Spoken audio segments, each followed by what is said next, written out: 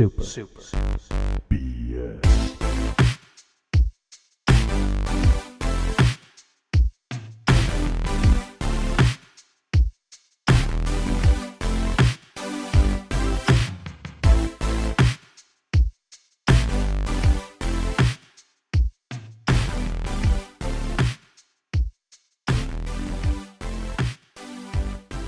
What's up, my doodlies? It's Branky here, back from the bread and willing to go dead, I guess is what I was meaning to say.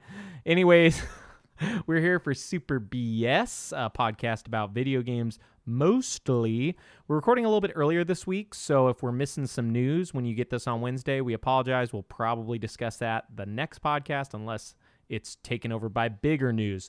I'm joined today by my one and only compatriot. Who's it? Joshers is my name today, author of the famous book Just Joshing You.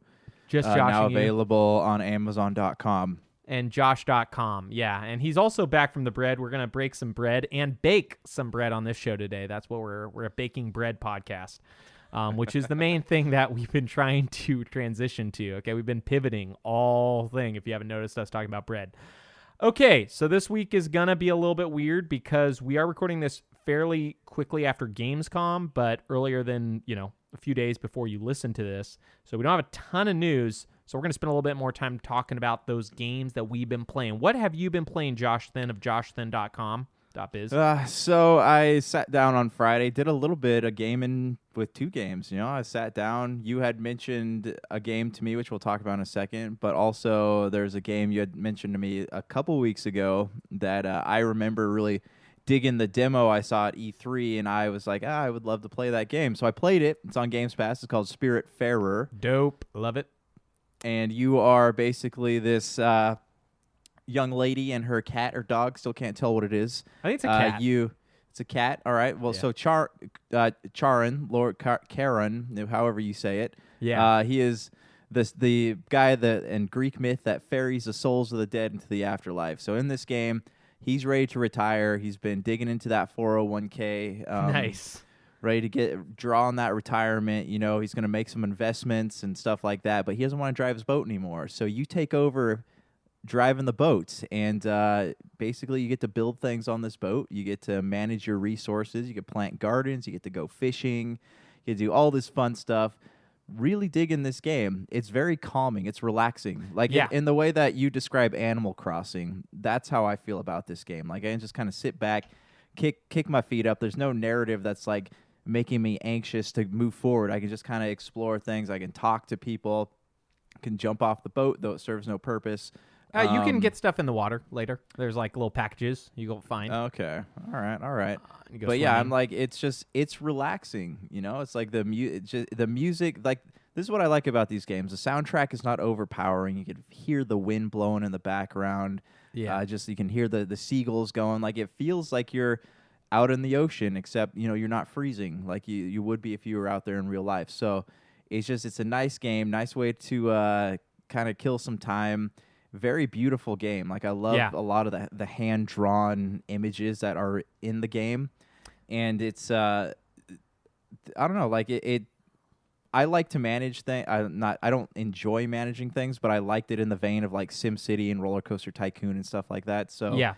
This game feels good to play. It feels almost nostalgic in its own way, and I am really stoked to play the rest of this game.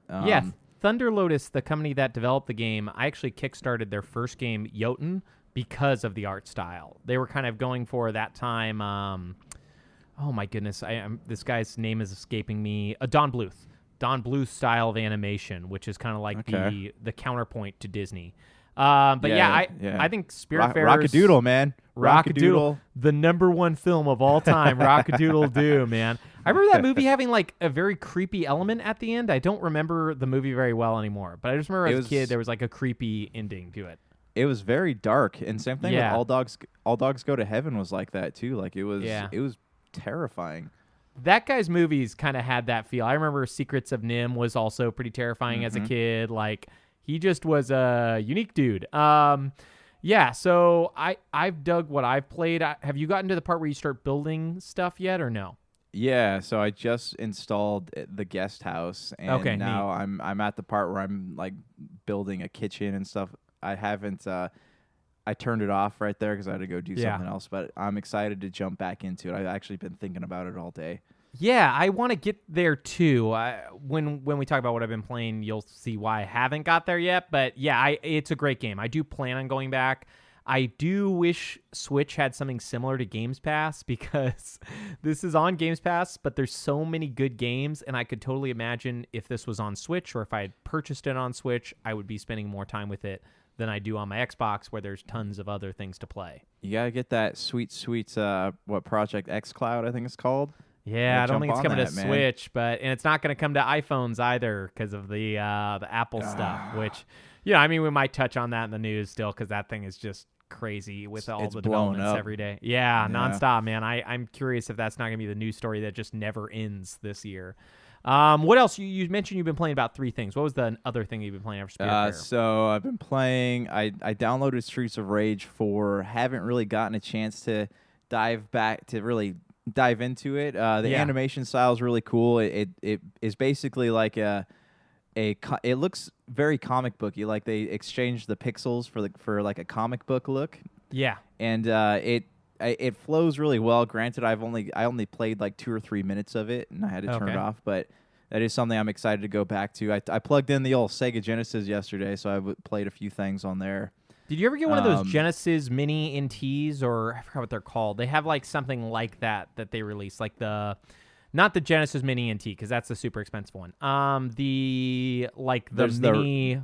A Retron. Yeah. Oh no, I never bought the mini Genesis. There's a Retron where you can has a cartridge for Intellivision, Atari, Sega, and Super Nintendo. I think it is. Yeah, they have one of those, and then the company that made the Analog Pocket, that thing we talked about a few weeks ago that sold out immediately, they also make a Genesis version of that where you play. Oh, that's right. So, but they're always crazy expensive because it's actual real emulation plus all the other stuff. So, but those are so neat, man. I've been really wanting to get like a Game Boy so I could play like bootleg Mother 3. The Earthbound 2, essentially, because I've always wanted to play that game, but I sold all my Game Boys, so I don't really have a way to play any Game Boy games. All the Game Boys? The whole family of Game Boys? You sold them? Put them up for adoption? I put them up for adoption. I think I still have an original Game Boy at my parents' and a Game Boy Color. But my Game Boy Advance SP I sold. My DS I traded in for a 3DS or whatever. And then my 3DS I traded in for a new 3DS. And then my new 3DS I just finally traded in because I wasn't playing it at all after. Or I think I sold it because I hadn't been playing it for years and it was worth a lot. Yeah. And then I looked into it like last year because it was like, oh man, I kind of want to play Earthbound again. It's like, what does it cost? And it's like more expensive than what I paid for it originally. So I'm like, I'm not buying one of these, I guess. What's the third thing you've been playing? Because I think it's something I also may have played. So I played A Short Hike. And dude, how great is that game? It's a great game. This was at your recommendation. Oh my goodness, I love it. It is very linear, but at the same time it feels, I don't know, it feels open in its compactness, if that makes sense.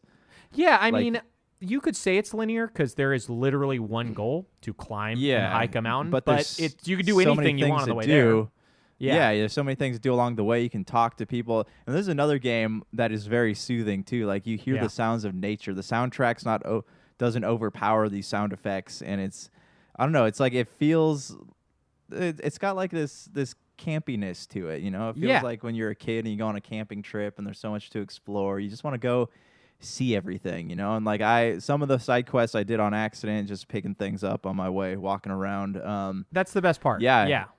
There's no quest indicators. You just talk to a kid. He's like, "Hey, I've got a shovel." And it's like, this isn't the type of shovel you need. Can I have that shovel? And he's like, "Well, I don't have a different shovel." So you find a plastic shovel later, and you're like, "Oh, I wonder if I give it to the kid." Give it to the kid, and then if you come back later, you get a golden feather, which is essentially like the Mario 64 stars / they give you the ability to run and fly and stuff. They're the collectible. You need the golden feathers to beat the game. Like you can't climb the mountains without them. So I'm just kind of exploring. Like I haven't made it to the top quite yet. I need one more golden feather, but it's a very fun game. Like this is another one we watched. I think in the Nintendo Direct we were talking about. Yeah, this, but in Nintendo Indie World they released that day. Yeah.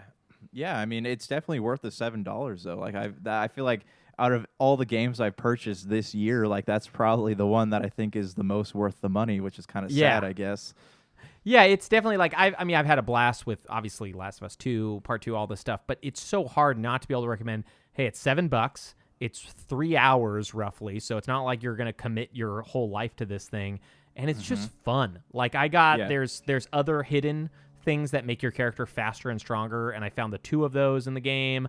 There's 20 golden feathers. I have 19 of them.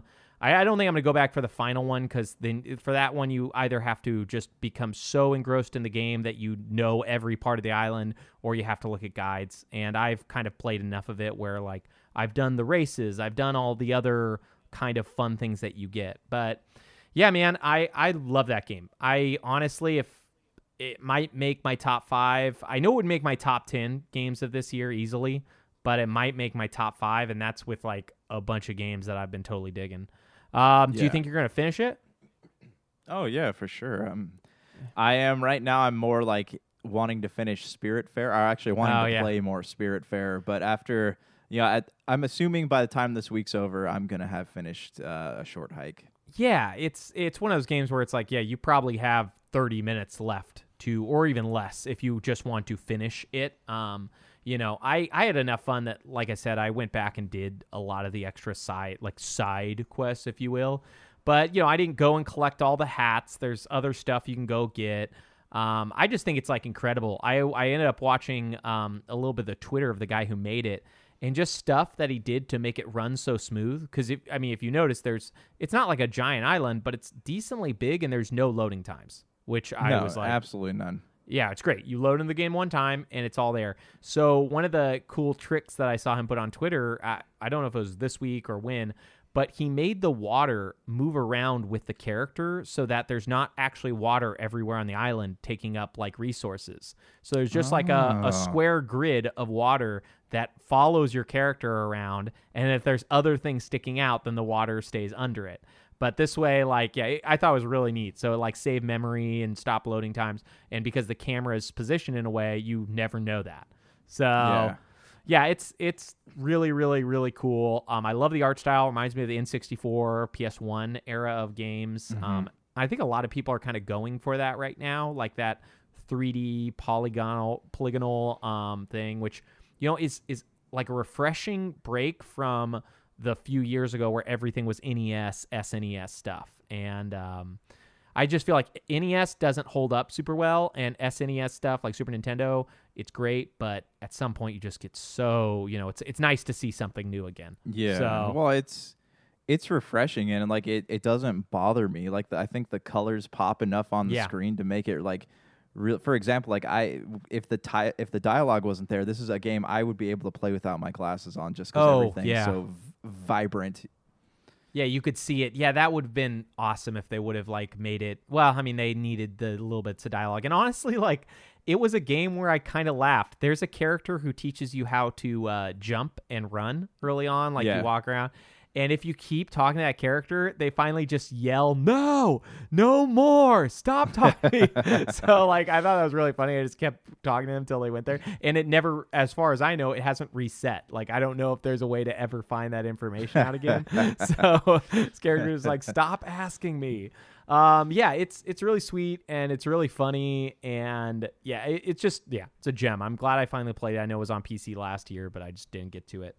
So I played that as well. And did you have anything else that you played this week, or is that kind of the main run of the meal? That's it. That's it. That's my marathon. That's kind of like I'm in a similar boat. I had 4 things I played. One was Short Hike. One I played just for 30 minutes. It was a demo for a game that I kickstarted called Chained Echoes, and I sent a video of it to you and Dr. Donna, and it is a really cool Super Nintendo style RPG with obviously a lot better effects and stuff. So it couldn't actually have been done on the Super Nintendo, but it looks like around that level.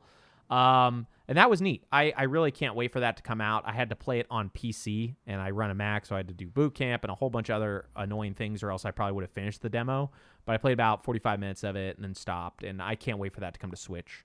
It's kind of, There's some mechs, there's a bunch of other stuff, but it's not like anime, which is nice because that's kind of the main, RPG style from Super Nintendo stuff. Like Crosscode even has some anime style things to it. This isn't that. But that was cool. I also played another Games Pass game that was announced at the Indie World, Hypnospace Outlaw. Do you know anything about this? I've heard of it. I don't know a lot about it, though. Tell me. It's really cool. I wish I was playing it on PC. You'll understand why in a second, which is not something I normally say. So it is a 90s web browser emulation, essentially. Like you are playing as a monitor? No, not a monitor. What do they call them? The guys, a moderator. You're playing as a moderator for like a web forum. And it's your job to find people who are breaking the rules of the site by either using licensed images or swearing or harassment or whatever. There's 5 things. Yeah, and I remember seeing the trailer for this. Oh, it is. Oh man, it's so cool. But on Xbox and on, I assume on Switch, it's kind of annoying because there is like it's easier if you can search. And it plays, exactly like a browser. It looks exactly like a browser screen. The whole thing is really incredible. And it's really funny because like those old Zyngas and all the other 90s social media forums that they had, there's like silly music that plays the second you're on there and all of it looks ugly and there's horrible pictures and it just, it's so great. It takes me back to being like a kid in the early 2000s and looking at the internet and being like, what is this place? You'd be playing Math Blaster and you get one of those pop-ups to ask if there's any adults around and you look around. Yeah, man, it's such a weird time. But yeah, I can't recommend it enough to at least check out if you have Xbox Games Pass. And if you have Games Pass and you play on your PC, I think it's one of the games that's cross, so you just play it there because it's going to be a lot easier to type and do all the other things. But the main thing I've been playing actually, and it came out only 2 or 3 days ago because we're recording this early on Sunday, is Wasteland 3. Do you know a lot about this or no? No, I've seen the logo on the internet, but I have not looked at anything about this game. Tell me about it though. Okay. So Wasteland 2 was from the creators of the original Fallout in Exile, and they are actually based here in Newport Beach, California. And their creator, Brian Fargo, created Wasteland, I think first, and then Fallout 2. And then that's when the split happened and all the transfers of licenses. Anyways, Konami ended up getting the license for Wasteland. Brian Fargo bought the license back from them in 2003, 2004, put out some concept art in 2007. Sorry if I'm wrong about these numbers, but I just read about it. And then 2012, he went to Kickstarter and he kickstarted Wasteland 2. And Wasteland 2 is a tactical RPG where you create pre-made rangers not pre-made. You create rangers with stats and everything, and you could do stuff, but it looks very bad because it had a very small budget. So I had a really hard time playing it. I kickstarted it or I got it for cheap. And so it's a strategy game, right? Is that so? I'm looking at pictures. A turn-based RPG. Yeah, tactical RPG. Okay. So you move your character around, kind of like an XCOM. And so Wasteland 2 looked bad, so I never played it. Now, then they made Planescape Torment, which I know Dr. Donna played, and I played a couple minutes of it. That's similar to Numenera. If you've listened to Super BS from back in the day, Numenera is Planescape Torment, Tides of Numenera. That whole thing is all connected, or I should say Torment, Tides of Numenera is connected to Numenera, not Planescape Torment. And anyways, they then went to Fig, if you remember that platform. I want to say they went to Fig in 2014 or 2015 to kind of Kickstart, which is Fig was a kind of a crowdfunding platform to make Wasteland 3. Sorry about this long story. Anyways, the game was supposed to come out in 2019 before Microsoft purchased In Exile. And 2019 was the announcement. And so they postponed the game for a year. It was supposed to come out in May. It got pushed back all the way to August. Wasteland 3, like you just talked about, turn-based RPG. There is some you have a base and you're going to get characters to go to the base. You have a vehicle. You can upgrade the vehicle. You have these characters. Every time they level up, you get a certain amount of points that go to skills, attributes, perks, and skills allow them to do things like lockpicking or hacking or whatever. And you have 6 of these characters. 4 of them you can make, and then 2 of them just join your party. And for those 4, you kind of want to separate them, which I didn't do well when I made it. So you don't want them to have the same skills. because you might need to lockpick or you might need to do this other thing. And if any of them can do it, then it works. So if you have one person who's a good kiss ass, like kiss ass level 5, then they can get through a conversation for that. But say somebody just needs a hard ass and you have no hard ass characters, then you're in trouble. So it's kind of like plays like that Fallout D&D style thing where you have these attributes, you have these points, and if you have them, then you can do this stuff. But unlike Fallout, I haven't seen like you can try and it will fail if you maybe you can, but I haven't seen that yet. I've just seen like it's successful. Maybe you can try if you're lower and it will have a chance, but I haven't noticed that. Anyways, it's a blast. The combat is very XCOM. I don't think it's as well made as XCOM in terms of combat style structure. You know, you put your character somewhere, you shoot, all that stuff. But just between like how many options there are to either avoid combat or do a bunch of other stuff, it's super fun. And every time you level up, because you're building out these characters and trying to like essentially uncover more and more and more stuff, I'm just having a blast. Like I have an explosives expert. So if he sees a trap, because there's a trap somewhere, he can disarm it. But sometimes I get to a place where there's like a lot of stuff I want to loot, but there's IKey's not good enough to disarm it yet. So like now I try to remember where that is, and then I come back later once he gets stronger.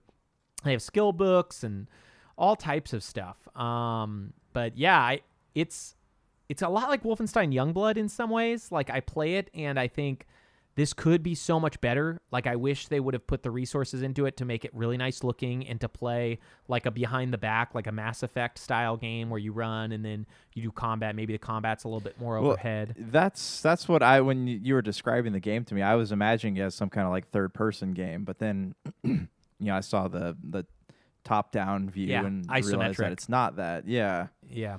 That's I think the worst part of it is the game's like really cool. Like the game itself is like super fun, kind of like Dr. Donna had with Greedfall. It's like a janky, fun game that is just I have so much fun playing it.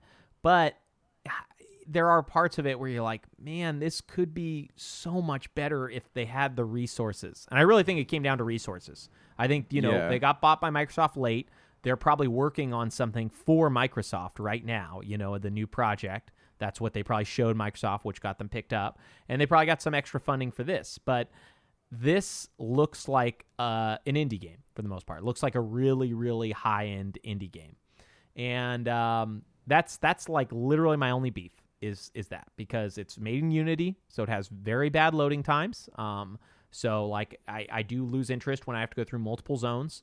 And because you're so far away from the characters, you never feel like you're looking at the characters very well.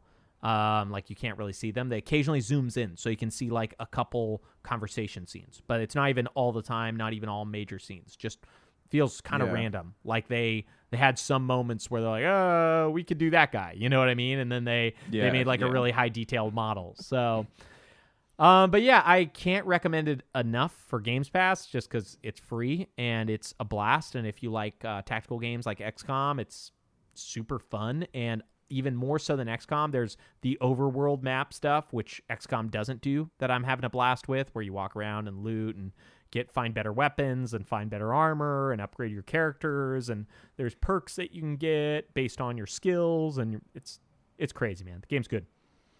Yeah, if you get a chance, you should play it. And I think anybody listening to this who likes that style of game should try it out as well.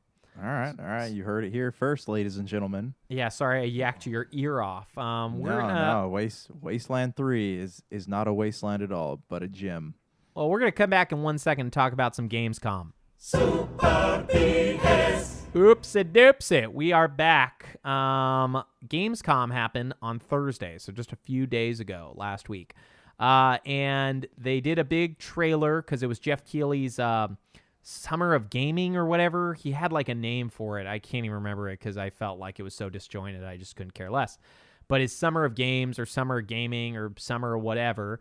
And this was the cap to it. This was the end. This was the finale to his thing that he set up.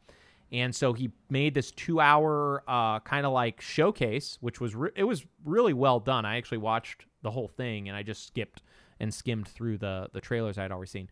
But the biggest negative was I don't know if they showed anything new, and if they did, it was very small stuff. So most of it was either trailers that we've already seen or slightly deeper dives on things that we knew about.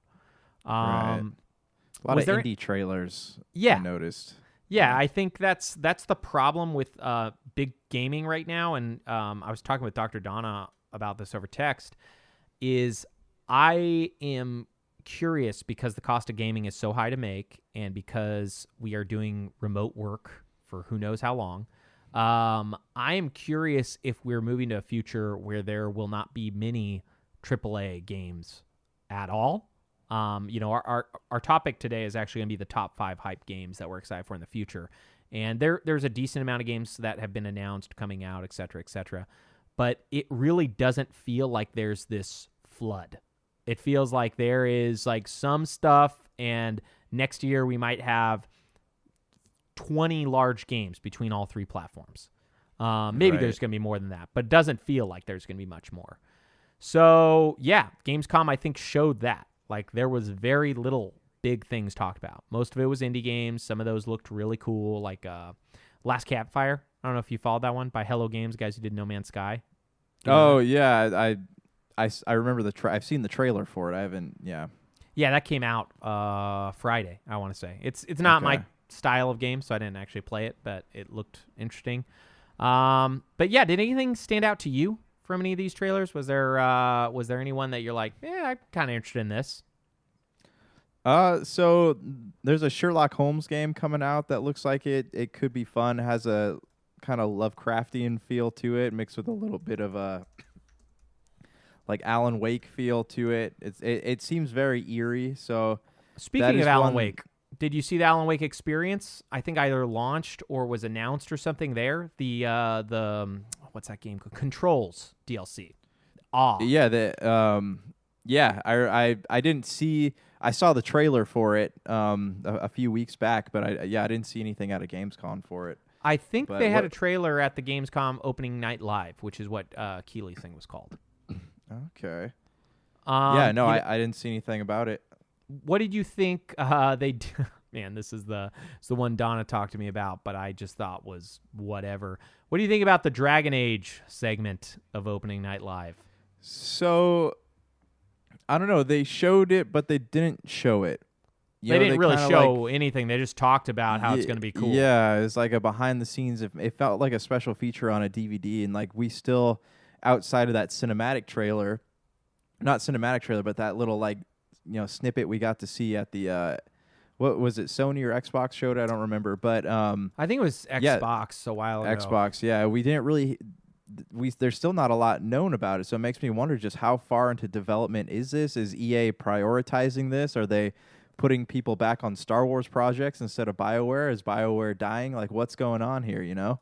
I don't know, and honestly, in my opinion, and I think a lot of people are probably going to disagree because I think a lot of people just wanted them to show it so they know it's still alive. I think it would have been better if they did not talk about it and not show it at all, because when I saw that, all it was people talking about how cool it's going to be, and then they showed what's called like wireframes, like not even real models that are set up trying to show the gameplay. And yeah, you're like, oh, well, after that, all you got to do is add all the character models, do all this other stuff. That's like the wireframing stuff's very early in development normally. Like that's not some like late end thing where it's like, oh man, all they got to do is add this thing. So I was talking to Dr. Don about it. I'm guessing 2022, 2023, 2024, the earliest. Like I think that was just like Dragon Age Inquisition came out in 2014. So that will put it at 8 years at the earliest. I don't think it has a shot at all of coming out next year. Doesn't even look like it's halfway done. Yeah, and on that note, there's no possible way they could be working on a new Mass Effect simultaneously, as we've been told. So I mean, they're working on Anthem supposedly. So they've got Anthem and Dragon Age. That there's no way they can do 3 big games at once. So I mean, I really wonder like what is going on? Where are the resources going to? What's the priority here? I don't know, man. I was really disappointed by that. Honestly, like I said, I wish they wouldn't have shown it because that just made me feel like, oh, there's nothing here. Yeah, There was some more Call of Duty stuff. I think we talked about it last week, but the Call of Duty : Black Ops : Cold War, was War. unveiled, I think like last week or the week before. I think it was last week, actually. And there's a character who looks like Robert Redford in the trailer. It's not, but he looks exactly like it. And there's a CG Ronald Reagan. It looks like it'll be cool, but yeah, it's another Call of Duty trailer. It's one of those things where like if I play it, and great. But whatever. Yeah. I'm not like I don't need to watch the trailers for it to know What what were I'm your getting. thoughts on Medal of Honor coming back? I thought Oh, the I didn't VR? think we'd be. Yeah, I didn't think we'd see another Medal of Honor title, but I guess they're trying things out in VR. They talked about this at one of the EA showcases, either last year or the year before, because I had heard about this. It looks cool. I don't have a VR headset, so I'm not going to play it. So, good for them that they're doing something. And yeah, honestly, for me, the two showcases I had, and one was just because the big names behind it. Did you guys see the 12 minutes trailer? No, what is it? It's like an indie game. It looks like it's kind of like Deathloop, I think. Like you redo 12 minutes over and over again. But they have Willem Dafoe, Daisy Ridley, and James McAvoy as the people that are voicing the game, the characters. Oh, look out! And it's an indie game, so I thought that was pretty incredible. Considering those are three, fairly large names. Like they're not the biggest now, but they're not nobodies. That was cool. And then I thought the Ratchet and Clank trailer. I don't think it was any better than the PlayStation 5 one, but I liked the last Ratchet and Clank game a lot. So I thought that was cool. I'm excited for that. But I mean, they could have said Ratchet and Clank, and I would have been like, "Oh, great, that game's gonna be good," exactly.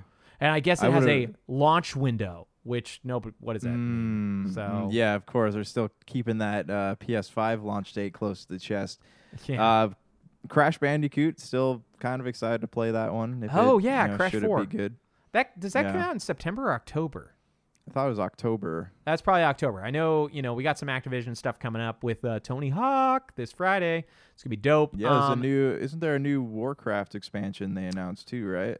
Oh yeah. I mean, I literally just looked at that, but I was like, Shadowlands I don't know. I don't care. Eighth. I guess it's the 8th DLC for WoW. Great. Great for them. They've made it this far. I don't know anybody who plays it anymore, man. From what I've gathered, like the people who are with it generally don't like what it's become, and people like me, they lost at the first DLC. So I have no interest in this. They also took out like the skill trees from what I've heard, so the game's just kind of like you run around, smash stuff, and you get stronger. So I don't know, whatever. Yeah. For me, it's like, okay, you took out the one interesting thing I thought. Do you have anything else about Gamescom that you thought was interesting? No, I mean, seeing the DLC for Doom Eternal, like I kind of now is making me want to go and play the game. I know you said you dabbled in it briefly. No, I played the Doom 2016. I haven't played Eternal yet. I was gonna pick it up when it's on sale, and I still may when it's like $20-$25, which I'm assuming will be soon.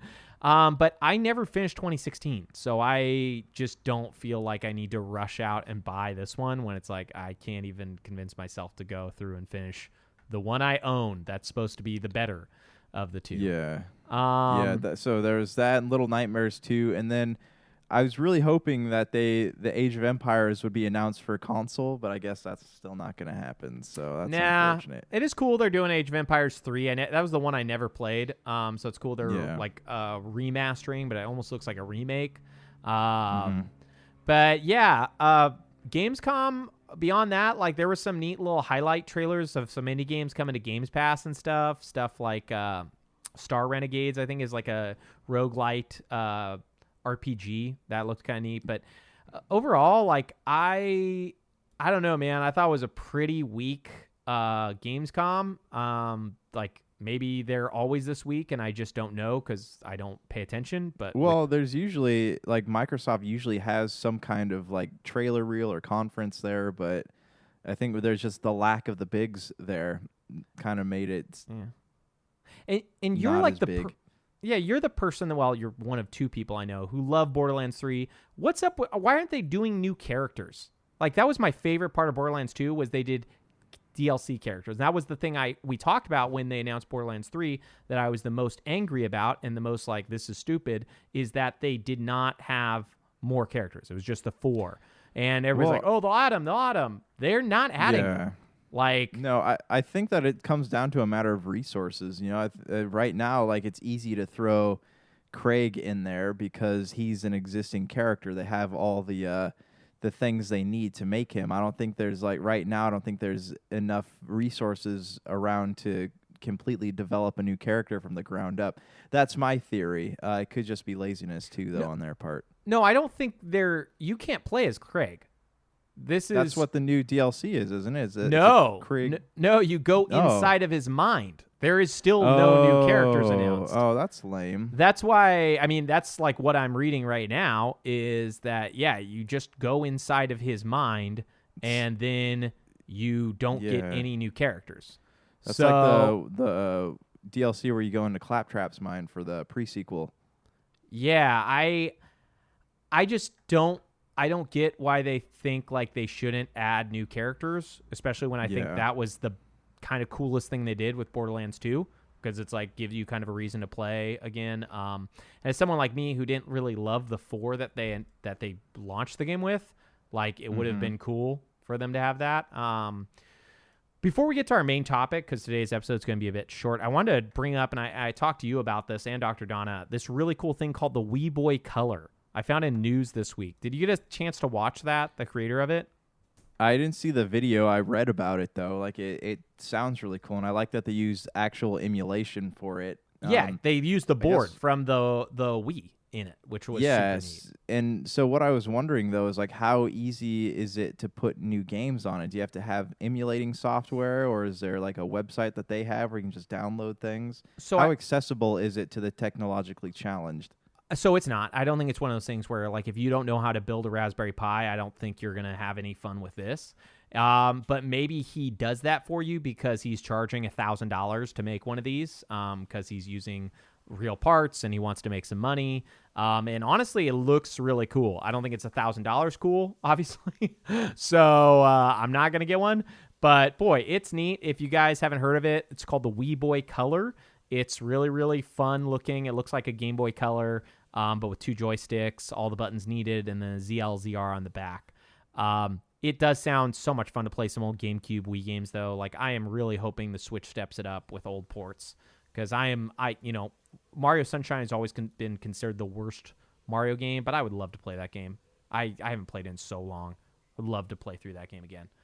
But yeah, man, that's why kind of Gamescom brought me the idea, like, we needed topics about the stuff we're the most hyped for, because I feel like, especially me, I've been really down on this podcast a lot. Like, I've been trying to stay up and excited, but it's been a weird year for gaming, and more stuff keeps getting strange. And even with this hype thing, I think there's gonna be moments of just kind of like bummed out, like, oh yeah, this is supposed to come out, when are we gonna see it? Yeah, but I do want to kind of bring back the fact that there's a lot of cool looking stuff coming out, and we shouldn't forget that. So do you want me to kick it off, or you want to kick it off?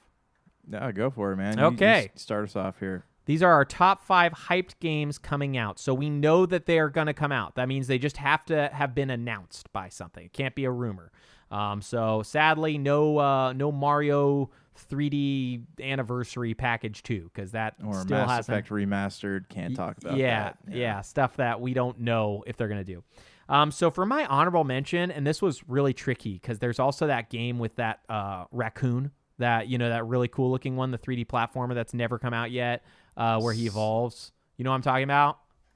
THQ. I was gonna say Sly Cooper. Is that the one? No. This game, Biomutant. It's like a weird. Biomutant. Yes. Yeah. Like, so I almost wanted to put that in, but I don't know what's going on with that. So I put a game I know I'll like, even though I didn't play the first one, because I like this style of game. My honorable mention is Vampire Masquerade Bloodlines 2. And those are one of those Prey, New Prey, Bioshock, immersive sim style games, where from what I understand you gain abilities and you do conversations, kind of like Fallout, but way more like figure out your way around it. Deus Ex, from what I've gathered. So that's what I'm hoping for. I hope I'm right. I'm really excited for that. What are you, do you have any honorable mentions before we kick off our actual list? I do not. I'm ready to just start this thing Okay, off. you kick it off at 5 then. All right, for number 5, I got Far Cry 6. Really? Okay. Yeah, looking forward to this one. I mean, I have a lot of big games on here. I don't have a lot of like indie stuff, but yeah, I mean, I really enjoyed the last Far Cry game. I never played New Dawn, but this game looks interesting, just especially considering the times, all the stuff going on in the world. Like it looks like it could have some, I guess, perspective on in there, because that's what Far Cry's always been known for. And their gameplay is always very smooth, and and I'm excited to kind of dive back into that world. Yeah, I think it looks really good. It didn't make my list, but I totally agree with you. I think it has a chance to be a really fun game. I actually also did just AAA stuff, but you're going to be like amazed when I go over this list of how many big AAA announced games there are and I think we're going to have a lot of similar ones. But I did start my number 5 with an indie. So take back what I said. It's not all AAA. I have one indie on here. This is Hollow Knight Silk Song. Did you get to play Hollow Knight on Switch or Games Pass? No, I didn't. But I saw this one. I was reading about this one. Hollow Knight's got they've got quite the development history. Yeah, so I always enjoy reading about them. I want to say it was originally kickstarted like a long time ago, and then it came to PC like a year and a half before Switch or something like that. I played it on Switch summer 2018. I actually picked it up while I was in Japan on my way over to China, and I played the crap out of that game. That game is so much fun. It plays kind of like a 2D Dark Souls, but it's also a Metroidvania, so you kind of go around and try to find things to make your character better, but the combat is extremely satisfying, where it's like every battle kind of feels like you could die at any moment. I love it. Dr. Tana actually totally, I think he like 100% of the game. But it's totally worth checking out the original on Games Pass. Silk Song is supposed to be the sequel. You play as, I can't remember the character's name, like Thimble or, it's not Thimble, it's like Needle, I think is the name of the character or something. But you play as I think it's a female character from the first game, and you fight her a few times in the first one. They definitely, that would be like a Cuphead 2. For me, which hasn't been announced. All right, that DLC. Yeah. What is your number 4? Number 4 on here, I have Fable. I forgot really they announced disappointed. Really disappointed by that trailer and lack of gameplay. But I am excited at the prospect of going back to Albion and seeing what that world is like. They always do a good job of like referencing the games before that, whether through like a statue or just kind of like a memorial that you find somewhere in the world. I'm excited to go to revisit that world and see how things have changed. Those are always been a fun game where like you are the main character, so the narrative isn't like super story driven. It's just something that you can kind of come and go into as you please. Yeah, I think it would have totally made my list if, like you said, they had shown gameplay. That is like my literal beef with that was they didn't try at all. But yeah, I love the Fable games. I didn't play 3. And I did like turn it on and I played maybe 2 hours, but I didn't even get to the point where he becomes king, which I want to say people say is like the beginning of the game for the most part, because the game like expands from there. Yeah. I like the series. I loved 2.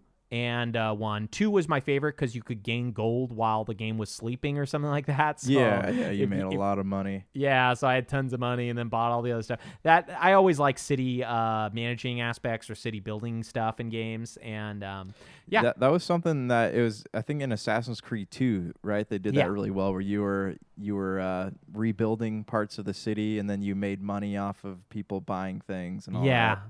That stuff, I get a kick out of that, especially if it's well balanced, where you're not like overly rich immediately, but you kind of have to still manage.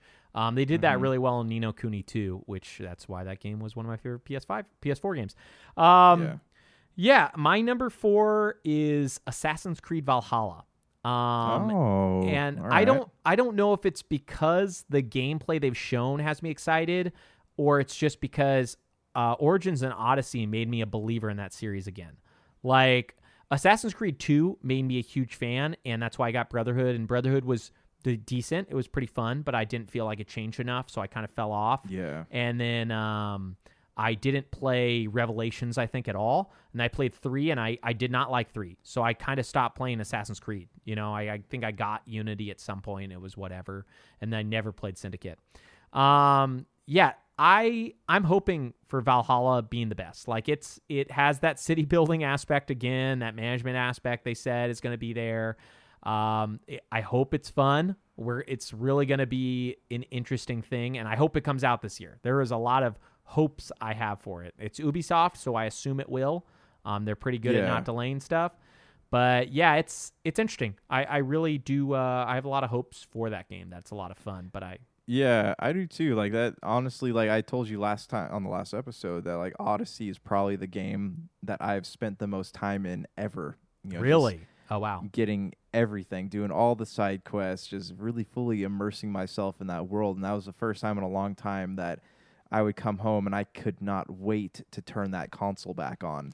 Yeah, and that's what I'm really hoping for from Valhalla. Also, as well, like in incorporating elements of the mythology into it, like they did in Odyssey. Yeah, I hope they do that too. I am a little bit concerned after a game like Ghost of Tsushima came out. I know it's not doesn't mean anything for Ubisoft, but it's just they had the opportunity to do mythology as well, and they totally were like, no, we're not going to do it. It's all going to be you know bandits. So, and I have no problem with that, but I do like that mythology aspect, and I really hope Valhalla nails that Norse stuff. Maybe we can get some more like God of War style stuff out of them. What is your number 3? Number 3, I got Watch Dogs Legion. Like I see more nice. and more content involving this game, my hype builds more and more for it, and I like the aspect of like playing as multiple characters. I love the idea of like instead of having a protagonist that holds the story together, it's being held together by the antagonist, and you're a bunch of different protagonists. So that element is really interesting to me. I'm fascinated by it. Again, I could be let down. Like I was really excited about Watch Dogs 1 and was kind of let down by that game in the end, though I did finish playing it. But I'm really curious about it. So I feel some audible hype for it. Yeah, Watch Dogs Legion almost made my list because I loved Watch Dogs 2, and Watch Dogs 1 I enjoyed. I know a lot of people were bummed out by it, but I still had a blast playing through it. I love open world games for the most part, as long as they're not Red Dead 2 and they let you have some fun. But yeah, Watch Dogs Legion, it and Valhalla are so close, which is the only mistake I think that Ubisoft did. I think these games are going to be a little bit too similar to release 2 weeks apart. So I hope Watch Dogs doesn't take the hit for that, because I think there's a bigger Assassin's Creed fan base, but it will be impossible to know. I can't wait for Legion. You're right. But I will be waiting for a review for sure on that, because I'm hoping they nailed it, but it was just such a weird thing when they delayed that from January to indefinite, and then it's like, oh, it's coming out in October. It's like, what was wrong with it the first time? Yeah, you know what I mean? Why did you exactly. need 9 months? What was the problem? What was all the extra time for? Yeah. My number 3 is Halo Infinite. It would have been for this year, man. I was so excited for that to come out. Like I really liked 5. I hope that they add aim down sights to Infinite now that they're gone back to, sounds like, the drawing board on some things. But I don't know. I have no clue what the plan is. I will say, though, that trailer they showed looked so much fun to me with the grappling hook and the open world design that they sold me, man. I think it's going to be a really good Halo. It had a like Just Cause feel to it, like the being able to fly around and shoot people while you're flinging around from the grappling hook. Yeah. Again, there's a lot of places where that trailer went wrong, especially like assuming that everyone caught up with who the Banished are, but the lore part was rough. Yeah, but I liked like seeing the map, right? Like you don't have to. It reminded me, in the first Halo when you land on the ring and you go to the little valleys where the Marines are scattered about. That's what it reminded me of, except on a much larger scale. So like I'm kind of excited about that, and just seeing like where the Halo story goes, because like this is. I was telling someone the other day, like Halo is something that, you and I have been playing since the 8th grade, right? So it's like one of those things where this is a game franchise, a connected game franchise that has literally been with us for over half of our gaming career as gamers, right? So it'll be interesting to see like I'm assuming that this is where the Master Chief story is coming to an end, and I'm really kind of excited to see how that happens, which is why I was so disappointed when they said, hey, we're moving it back.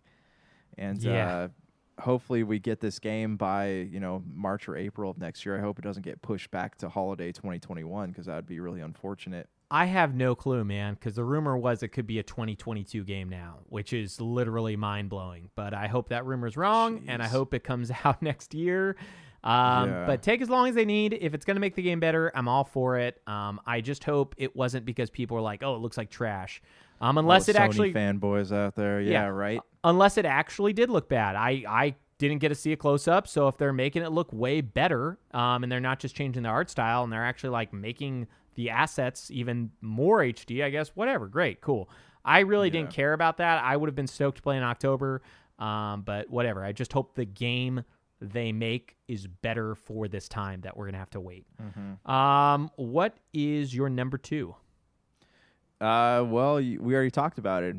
Assassin's Creed Valhalla, and my number 1 was Halo Infinite. So you got the floor, my friend. Okay, nice. Okay, yeah. My number 2 then is The Legend of Zelda: Breath of the Wild 2. I forgot about that. Yeah. one. All right. That's one of my Legend of Zelda: Breath of the Wild is like easily in my top 5 games ever made. For sure, it's in that list, and I can't wait for 2. It would have made my number 1.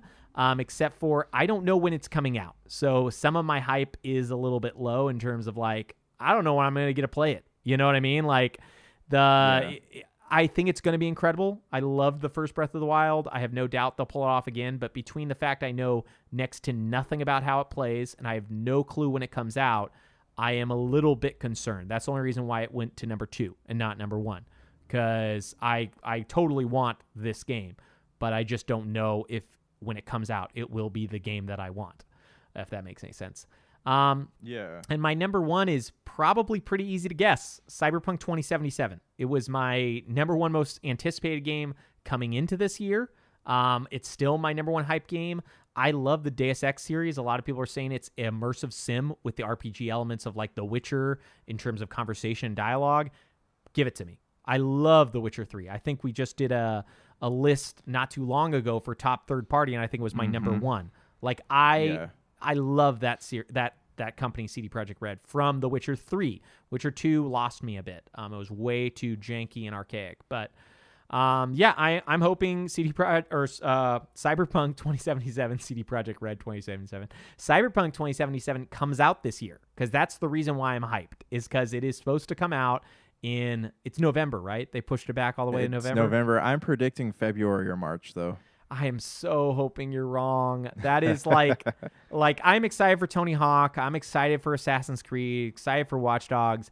This is the game that like I am hoping will push us through to next year, because really all those other ones are I'm sure will be fun, but they're not like this, where like when it comes out, I plan on buying my favorite beer, staying up, turning it on at 9 or 10 whenever it loads, and playing it till like 1 or 2 in the morning.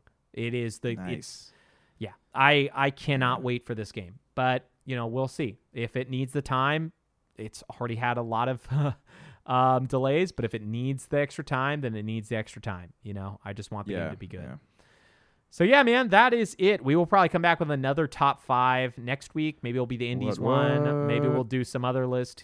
You never know with Super BS. It's crazy over here, okay? Yeah. At some point, I think we want to do this live video, too. I don't know how we're going to figure that out. Yeah, we do. We'll figure that out. Yeah, we'll get on it. We'll get on it. Well, peace to y'all, and talk to you soon. Peace. Oh, yeah.